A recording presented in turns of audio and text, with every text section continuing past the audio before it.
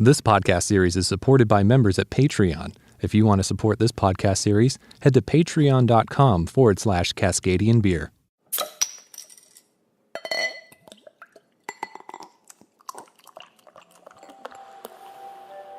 Operating sustainably in your local area, be it using local organic produce or working with other businesses who share your values, can be a key driver for your operation.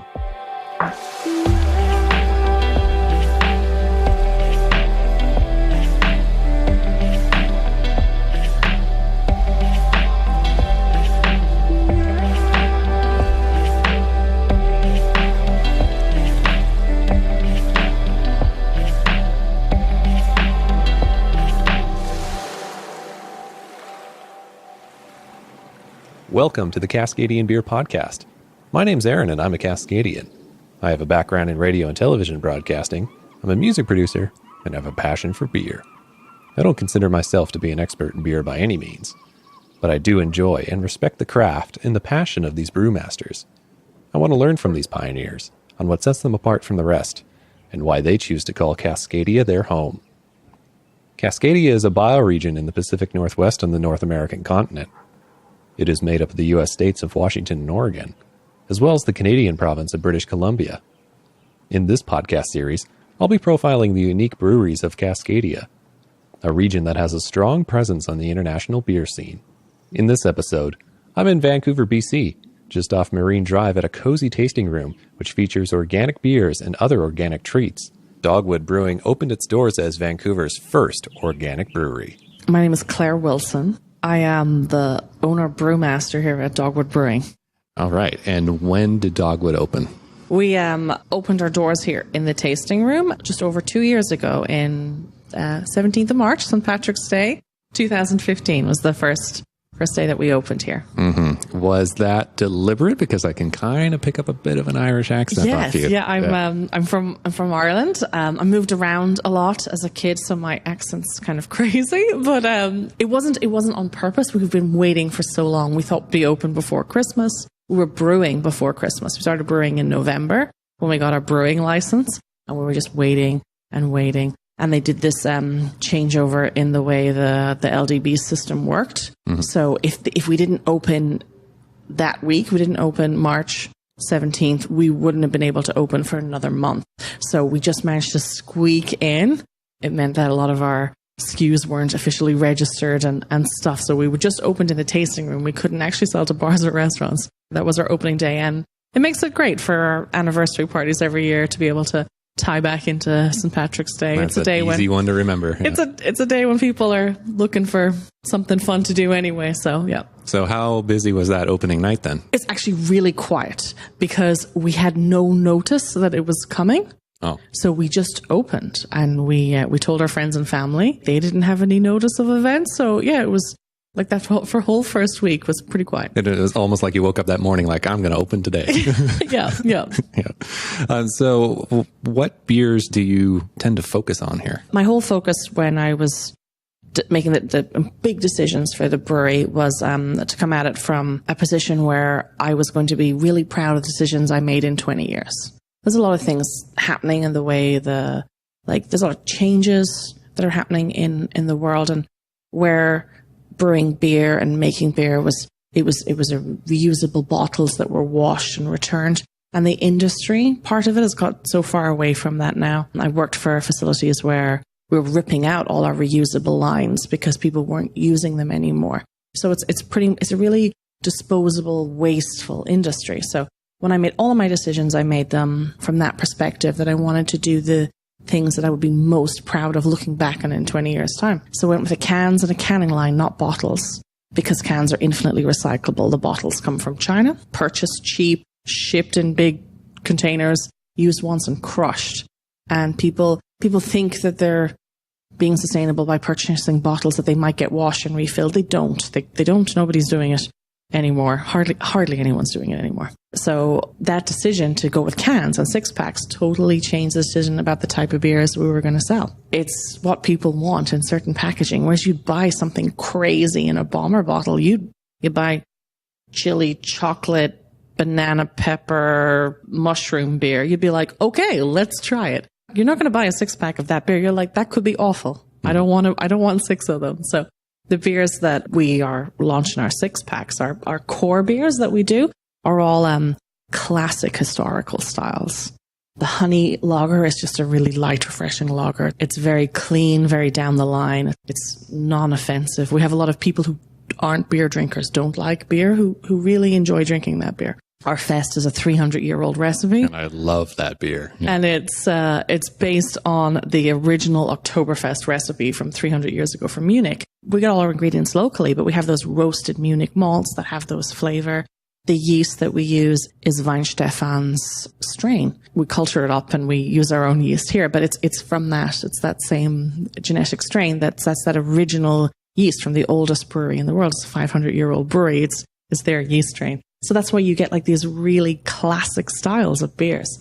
Our IPA is kind of a hybrid between an English style and a Northwest style. So there's way too much hops in it for an English style, and there's far too little hops in it for it to be West Coast. Mm-hmm. But it's not a big hop bomb kind of beer. It's all about balance. Yes. Like for me, you really can't. I was talking about this the other day, and I was talking about how you were trained affects the kind of beers that you like and the beers that you drink and the beers that I make then, obviously. So being taught by German brewmasters who are like purists, like no adjuncts, no weird ingredients, no, you can't add anything to your beer, and the balance of beer.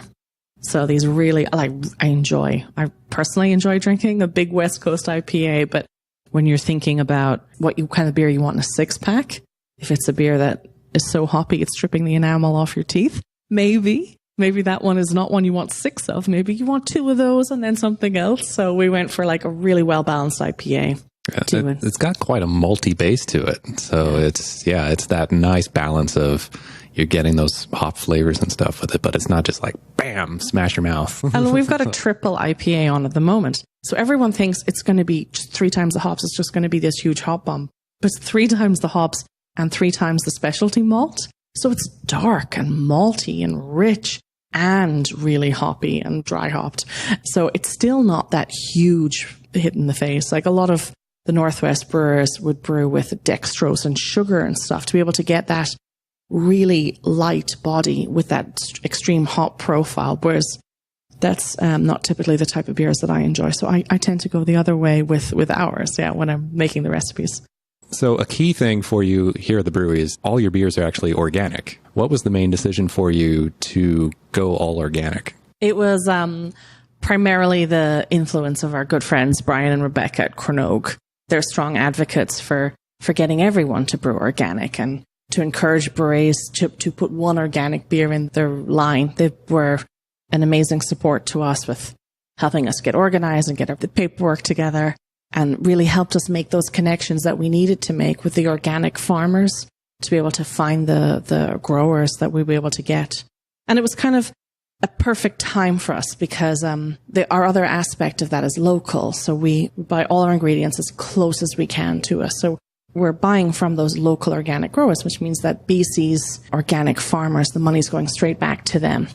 So it's preserving BC's farmland and protecting the wildlife and the bees. Like, our beers are salmon safe. It became quite popular in the States, and Deschutes have certain salmon safe beers. And that's Sam, our hop grower, like he's certified salmon safe, meaning that there's no pollutants, no runoff, no petrochemical fertilizers that are going into that. So it really is protecting the rivers, the soil, the wildlife, the biodiversity of the land. And it's really important to us that we do the best that we can. We don't try and make money at the expense of our province, of our soil and our land and our farms and our community. Like, we're not buying cheap rubbish that's shipped across the world, that we're not just buying the cheapest ingredients from big corporations with very little of that gets back to the farmer, that we're prioritizing that, our local businesses, because that's what is really going to build up our community here. So then in the future, that those things are available for other brewers as well. Like the hop fields they only grow if people buy their hops and people can afford to pay the little bit extra for it. And we work hard to keep the prices of our beer down to a reasonable level as well. Just because it's organic, our beer sells the same price as other craft beers. It's not something that we put a premium on for the customer. So it means it's it's a lot more difficult. Quite the balancing Yeah. act, So these ethical, moral decisions of what to do with your life are not business decisions. And I think you see that when you let a brewer run a brewery as opposed to letting an accountant run a brewery. And that's the incredible luxury that I've found myself in. So how did beer find you? I tell different stories depending on what people ask me. But when I was 12, my family moved to Munich in southern Germany, which in the 90s, by all accounts, was the beer capital of the world before Portland really took over. Mm-hmm. Well, there's such a rich history in Bavaria. So, yes, and it's such a key part of life. Mm-hmm. And you can drink at 16. You can sit down in a bar and order a beer on your own at 16 years old. It's a different culture. So my parents, being Irish, let me drink from a young age and would order me beer, and I was allowed to drink beer. And that's kind of a key in my adolescence, that when I was leaving high school and I was trying to look at what I wanted to study, my parents wanted me to go to university. I found this course at Heriot-Watt University in Edinburgh, which is a brewing and distilling course. The first question they asked me was, is this a real course? Are you joking? And I was like, of course it's a real course. It's in the biological sciences department. It's the one course in that department where people get headhunted out of. And I promised my parents that I would always have a job, or I would, if they reintroduced prohibition, I'd be a millionaire. So they were okay with me choosing to go to university to study brewing and distilling. And that was it for me. Yeah, I was, I looked into distilling as well at the same time.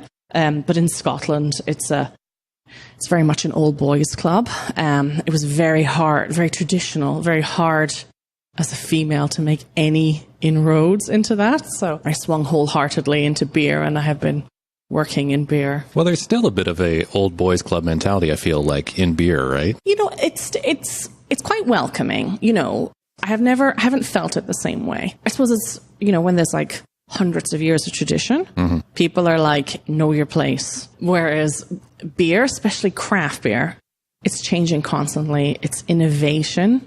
And I've never felt that. I've never if people interviewed me and if I got past that interview stage, in every place I've worked, I've never had that kind of resistance. Well, you can't do this because you're a girl, or women aren't allowed in the production facility kind of thing. Yeah. So what was the first brewery that you worked at then? So I did lots of placement stuff when I was at university, and I did kind of projects and stuff. So I had worked in a few breweries and brewed a bit. But the first full-time job I took after finishing my degree was at Meantime Brewing in London. Mm. And Meantime has done a huge expansion. And they're a national brewer in England at the moment. But when I worked for them, they were brewing out of Tramshed in Charlton.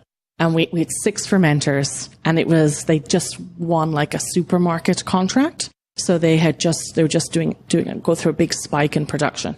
And it was an amazing time to work for them. They won many awards while I worked there. I got to be greatly involved in designing a lot of recipes and making we probably made about 100 different types of beers in the kind of 18 months, 2 years that I worked in that facility, and I learned a lot. I worked with some really talented, amazing people, and it was a really exciting time. Yeah. So how big was the system that you did your first brew on? Oh, well, we had the university, the pilot system and stuff at university, which was probably 3 hex, was it? I can't remember how big it was. This is probably it's kind of, I often talk to a lot of homebrewers who are asking me advice about how to set it up and how to do it and stuff. And I'm I'm the wrong person to ask. I started with a facility with boilers and controls and pumps, and I'm not the person to help you answer this question. I've always had the whole brewery to play with. I've never had to try and build it together with hoses and plastic containers and stuff. So when did you come to Canada then? Oh, I moved here 8 and a bit years ago. Yeah. Did you go right here to the West Coast? I did. My best friend was here. I really pushed hard with my career. I wanted to be head brewer before I was 30. So I went and I worked for Meantime, and then I worked for one of the largest breweries in the UK. And I did this leadership program where they sent me around to work with the best leaders in their management training program all over their facilities in the UK and across the whole site of this huge brewery. And then I ran teams in 2 departments for a few years, got all that experience under my belt. And then I was head brewer for Little Real Ale Brewery in Dartmoor. And then I was looking for a break, looking for kind of a career break. And my best friend was here and she said, just come out. So we came out, me and another friend of ours came out on a working holiday visa. And we stayed. We all stayed. We're all still here. So you didn't move here to open a brewery. You just came for fun. No, I came for a break. I'd been working really hard. I pushed hard with my career and I wanted some time off. And I wasn't going to work in beer at all. I was just going to take a bar job and then just spend a year here and then go back to my real life. But just the first few months that I spent here, the scene was just really bubbling over. Like I went to some like cask festivals and I met that kind of like the core brewing community at that time. And then I started working and then I went to work for some breweries. It was really exciting and really fun time. My now husband, who we own the brewery together, I met him after 2 months of being in the country. So that kind of encouraged the impetus to stay as well. So what was the drive then to open this brewery? Like what was that? What was that idea? Did you want to open something when you were in the UK, or like how long has that idea been in the back of your head? I 100% have to blame my husband for this. Okay. Because he always in his mind had dreamed, his dream, he's a Vancouver guy, was to move to the west coast of Ireland, buy like a hostel, put a little brew pub in it, and his best friend, Dan, who was a home brewer for years, was going to make the beer, and they were going to like run this hostel together, and that was going to be their dream come true. And then after Brendan met me, Dan was like, oh, suppose I'm not the brewer anymore. We've already got one. And so he was, I suppose he always, like, breweries in Britain and Ireland are hundreds of years old. You can't just open a brewery. Breweries have been there forever. You can't just create one. Are you crazy? So my husband was always like, yeah, you could just open one. So he was really pushing. And then as the whole craft beer scene started kicking off here, he was pushing really hard for us to do this. And there was a lot of customer support and a lot of like industry support and stuff at the time. So in 2012, I left the job I was working at to really work on this project full time and to be able to put the work into actually getting a brewery open. And it took us until 2015 to actually get the doors open. So yeah, it's a lengthy process. And what were some of those key struggles then to get the doors open? It's location. Yeah. The first location we looked at, it was on Main and 5th, and that one didn't pan out. And then the next location, like we only spent a few months on that. We didn't get too far into the process. The second location, we got right down to the like ready to sign the lease. Offer was in. We'd ordered the tanks we have now. We ordered for that space. Like we were ready to go, and then we couldn't get past certain obstacles with signing the lease, and we had to walk away from that. So we spent about a year on that location before we got this location. And this location, we had a landlord who wanted to work with us. We had a really large space that was going to be really beneficial for the future, but it had been vacant for a couple of years. And every bit of wiring and piping had been stripped out of it. So it needed a complete reno. So it was a bit of it was a wait. It was a long wait to try and people are like, how long have you been here? And I always say the tasting room has been open for 2 years. I personally have been here for 3.5 years while I was supervising the installation.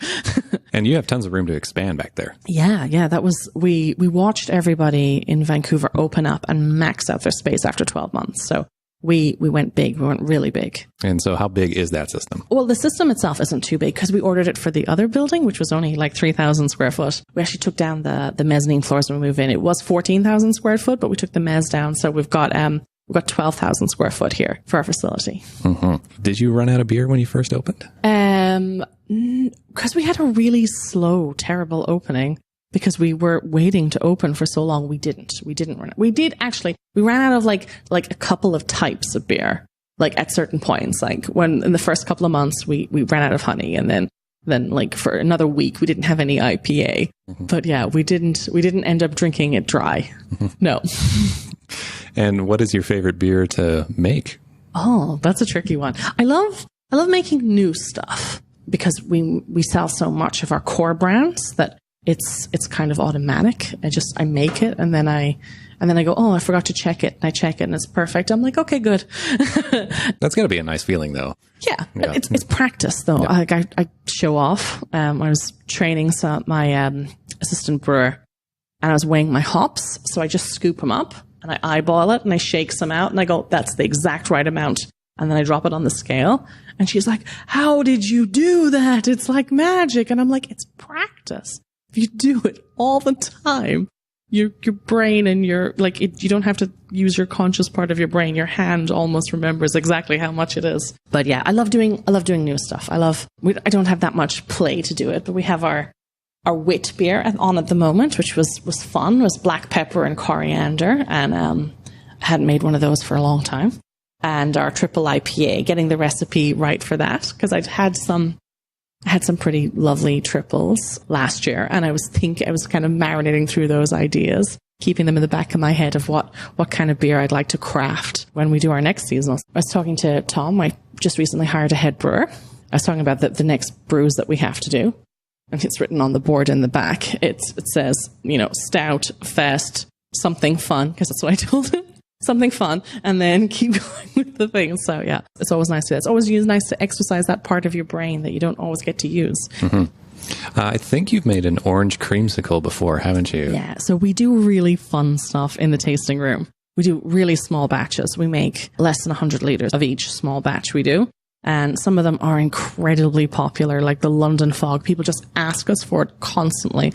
And the creamsicle, which is really popular. It's like made with orange juice and lactose sugar and vanilla. So it has that creamsicle flavor because we use the base of it. We use our honey beer. So it's a really light beer, which is not very challenging flavors, very clean finish. So those flavors really stand out. And it's good fun. And it's just another draw to get people to come down and visit us. And this is a lovely space to visit as well. What is the size of this tasting room? I just got the permit back from City Hall. So it's 890 square meters or 890 square foot or 80 square meters, which is the maximum size that we're allowed to have without getting a restaurant license. Yeah. And so how many bodies could you fit in here? Oh, we've got 50-person capacity. Oh, right. Yeah. And this place pretty full on the weekend? It's never too crazy. Like we book it out for events and stuff as well, where we're at capacity, and we've done events where we've taken over the parking lot and done big events in the back and stuff. Because we're a little bit out of the way here, I think a lot of the other breweries, just because of the way the zoning worked, a lot of the breweries are clustered together in industrial zones. And we're out here on our own. So we get our regulars and we get our neighborhood visitors. And how long did you think it took to get those regulars in through the door when you opened? It was pretty good because of the farmers market. So that's something that they changed right before we opened as well, to allow breweries to sell at farmers markets. And going to the farmers market, especially the one down the road, there's a new housing development. That one meant that we could pour our beer for customers. People could try our beer. We could tell them our story about who we were. We take this map of where the tasting room is every time we go and do one of these events. We print it on the back of the 6-pack. There's a little map there where the tasting room is. So people buy the 6-pack and they're like, oh, I want to know more. They can come and check us out. But yeah, it's still quiet. And part of that was the licensing as well. When we opened up, we were a tasting room. So tasting rooms are only allowed to sell 12 ounces per person per day. We couldn't sell anything but our own products that we made. We weren't allowed to, officially, you're not allowed to sell soft drinks. You can't sell anything apart from merchandise, like t-shirts and hoodies and growlers, and your own products. So people would come and they'd be like, oh, that was great. Can I have another glass of beer? And you'd be like, no, you can have one per person per day. So we really followed those rules. I know a lot of the breweries didn't, and they ignored those rules until their license changed. And we had to struggle to get our license changed because they made a lot of changes to the rules at the same time. So yeah, so it's only really been a year where we have organic pizzas and we have wine and we've got great spirits from Pemberton Distillery. We really want to support our local organic as well. Pemberton makes some great range of organic spirits and have ciders and really make it a thing. But it's really only been about a year. So I think anyone who came in those early days was disappointed that we weren't allowed to have food and we weren't allowed to do these kind of things. And now we can. All right, so come back for a visit. Yes, yeah. Definitely. I see your pink boots up there. Are you a part of the Pink Boot Society? Yeah, so the Pink Boot Society is the society for women brewers. It started in Portland, Oregon by Terry Farndorf. It's spread all over the world. It's a nice kind of empowering and to remind, like, they might be the only woman they know in a brewery, and that they can reach out to a community, and everyone's been in the same position, and everyone's got advice and support for stuff. It's pretty nice. We do an International Women's Day brew on March 8th every year. So the previous 2 years we did them here at Dogwood. The first year we did a red ale, and then the next year last year we did a kettle sour goes, which was really good. It turned out really well. Very, very happy with that. And this year we brewed at Big Ridge. Ashley is their head brewer. She's just moved to another brewery, and it was great. We had like 17 women who work in production at other breweries all come down. It was a really great day. If anybody was wanting to go down this path themselves, what advice would you give them? Everyone gave me the same advice, and it's 100% true. But I didn't listen to it. So I feel like I have to find a different way of phrasing that other people would expect. Everyone's like, it's going to cost twice as much and take 3 times as long. And it really does. Yeah. So it's like, and we managed to save a lot of money because I had experience with how things were before, and experience of how much things should cost of like managing repairs and maintenance and stuff. So, you know, we got a lot of terrible quotes from companies who promised us the world and said that they'd be able to do things. And then the quotes they gave us were ridiculous. And I know a lot of other new breweries did hire those companies. And I really hope they didn't pay anywhere near the kind of quotes that we had got, because there's a lot of people taking advantage of, like, this is new industry. There's a lot of new people coming into it. Yeah. So my experience managed to save us a lot of money. But also because it's just my husband and myself, that we don't have incredibly deep pockets. We weren't throwing money at problems to get them to go away. So they were like, okay, then you just wait another 6 months and then you can apply to this. And we went, okay, and we just waited, which is not a great business. That's not if you have more money and you keep pushing harder. Yeah, more money and more time.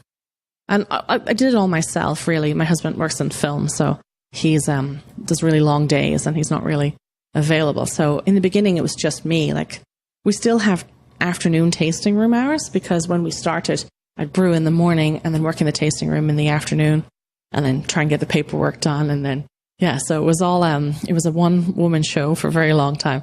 It's great to have some good employees now that we can rely on and help us grow. And who locally is inspiring you with their work? Oh, there are so many. And that's kind of part of the amazing support that the customers give craft beer, that everyone's finding their own like little niche, and everyone's like, what makes your beer different? And that's one of the first questions that people ask you. And our answer is always, we're certified organic. But there's people really focusing on certain things, and like hybrid styles and different beers. So, you know, there's always the core, you know, the amazing brewers like Ian Hill from Strange Fellows and Gary Lowen from Central City, and those like who were the core of the brewing industry in Vancouver 15 years ago. They're still making great beer and still constantly evolving and changing. And there's so many other great brewers and breweries that are really focusing. Like, we're good friends with the brewer from Daggerad, Mitch, and they're focused on their Belgian styles, but also on their tweaks and their changes.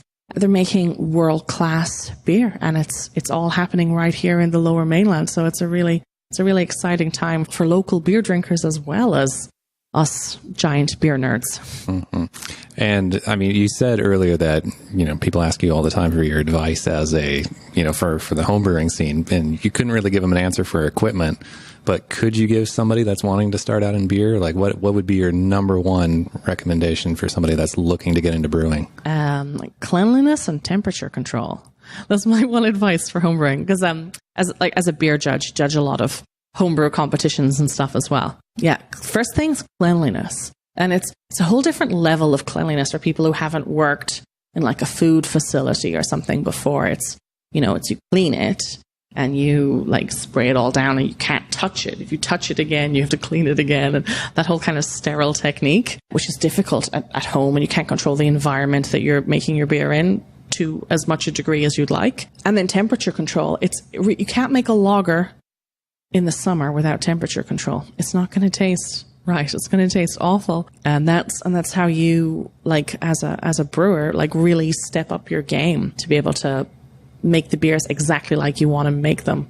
If you have a tight grasp on the cleanliness, tight grasp on the temperature control, then yeah, you're going to make beers that taste as good or almost as good as the commercial examples. Cool. Thank you so much for your time. Thank you.